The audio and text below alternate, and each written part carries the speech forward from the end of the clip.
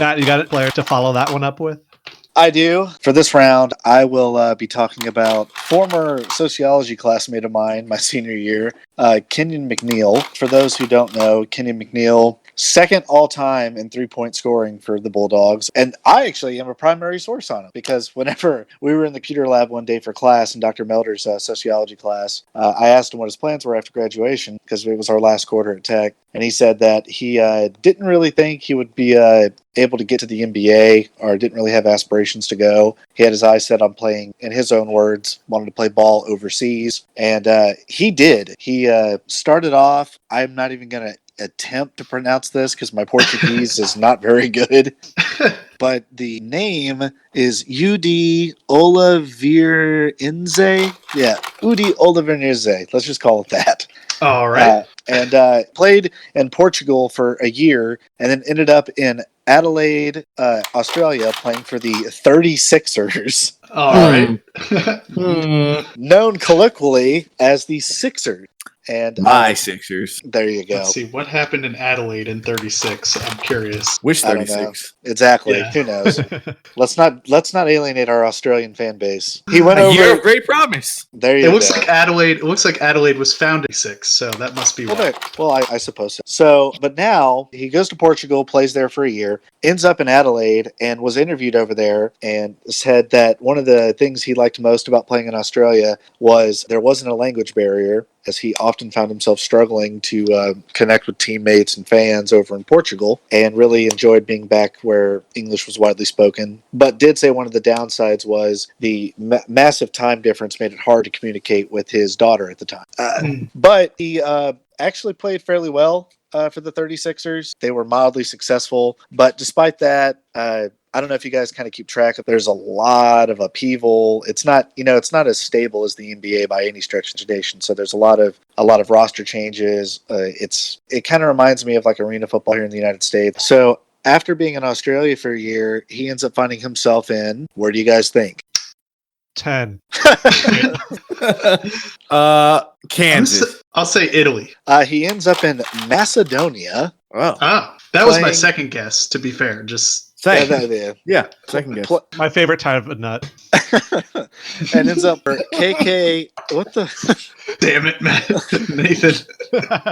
I guess So he second ends up- favorite. Ends up in Macedonia playing for KK Kozav, and like other teams he had played for in the past, that tenure only lasted a year. But before I wrap up with Kenyon, I just want to back up for a second. He played ball in Conway, Arkansas, which I'm not sure if you might be familiar with Conway because of Tech playing UCA in 2010, I believe, or 11, I believe it was, in Go overtime.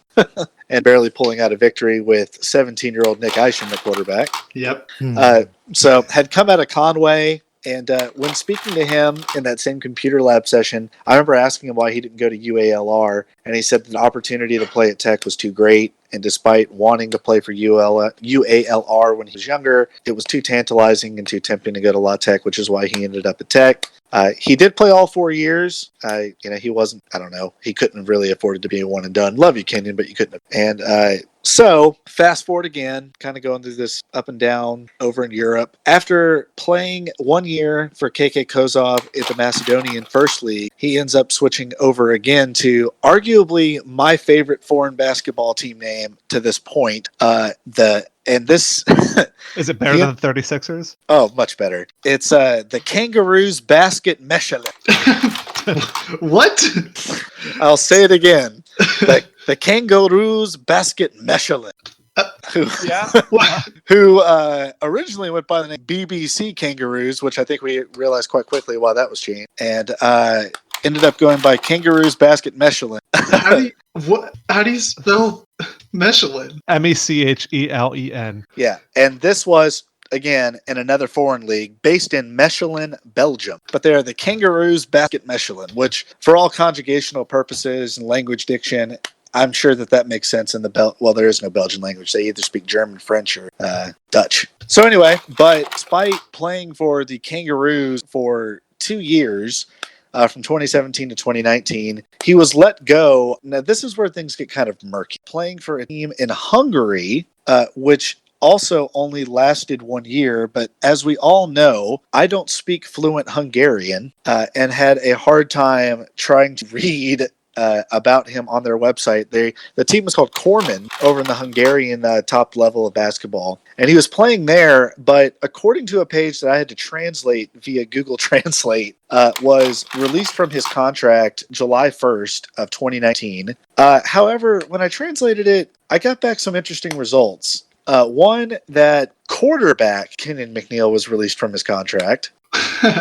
And I was like, okay, well, that doesn't make very much sense. So then I tried to just use the word that I thought was Hungarian for quarterback, and it didn't match up. So then I translated it on another website, and it said he was their manager, which doesn't really make sense either, seeing Kenyon in a three-piece suit managing a Hungarian team. So I'm not really sure that makes sense either. So I'm going to go with what my gut thinks, and my gut says that Kenyon was released as a player for Korman team in the Hungarian Pro League. But either way, he did have a little bit of a journeyman rap in the Eurobasket leagues, and while he never really achieved anything super spectacularly over there, he did play about 5 or 6 seasons in the top levels over in Europe, and had it seems like he made something out of his basketball career, albeit briefly. Yeah. But shouts out Kenyon McNeail. I know that we all lovingly refer to him as Chris Turk from Scrubs. Do we? Yep. Okay. Yeah, Daniel and Evan do, and I certainly have picked up on Josh that. does, yeah. Right, and we love you, Kenyon. You're awesome. You're awesome to watch. I loved watching you hit 3-pointers from the elbow all the time. Oh man, Kenyon, wherever you are, we love you. Yeah, I mean, I remember him very fondly. Just like you said, nailing threes from the corner, and we would in Hoop Troop, we would just already be ready to say shock him right when he got the ball from the edge, because it was going in. We all knew it. Yeah, he was definitely lethal out there.